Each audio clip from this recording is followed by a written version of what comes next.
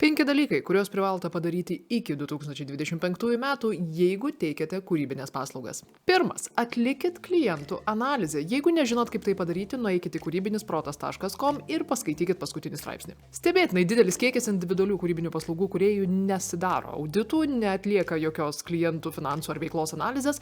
Ar jūs nesiruošiat kitais metais dirbti našiau, geriau, pelningiau? Ar jūs neplanuojat specializuotis, tobulinti savo paslaugų kada nors? Žodžiu, turėkim tai omeny. Antras dalykas. Peržiūrėkit savo portfolio. Ar visi darbai šių metų gale iš tiesų atspindi jūsų kokybę, tai, ką galite pasiūlyti geriausiu savo klientams, galbūt turit kažką geresnio, galbūt kažkur patobulėjot, galbūt pakeitėt darbų kryptį. Žodžiu, pasirūpinkit, kad jūsų portfolio sausio 1 pasitiktų toks pat šviežias kaip ir jūs, nes per naujus tikrai gersit nealkoholinį šampaną.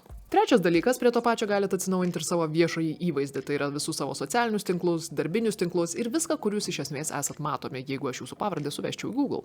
Pasižiūrėkit, ar viskas atitinka tai, kas jūs norit būti, ar kur nors nepalikot kokio nereikalingo įrašo, galbūt galima pravalyti keletą nesąmonių nutikusių per metus.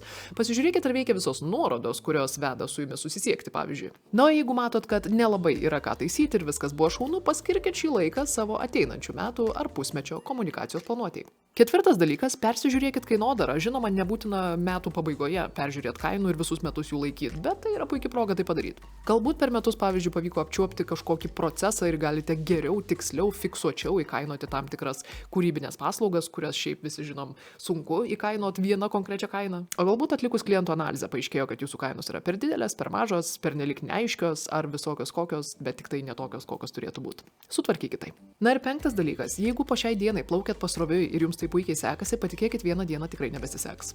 Nenoriu gąsdinti, bet neturėdami tikslo nei profesiniam, nei asmeniniam gyvenime, jūs niekur nenueisit. Tad jeigu iki šiol to nesat padarę, kviečiu susikurti savo ateinančių bent jau metų strategiją savo kūrybiniai veikloje, savo kūrybiniam versle ir pabandyti pasidėlioti, kaip jūs ją įgyvendinsit. Ruošimės naujam metam, daug detaliau visą tai galite skaityti kūrybinisprotas.com, kur rašau edukacinius straipsnius panašiomis temomis nuolatos, o kol kas skanios baltos mišrainės ir iki susimąstymų.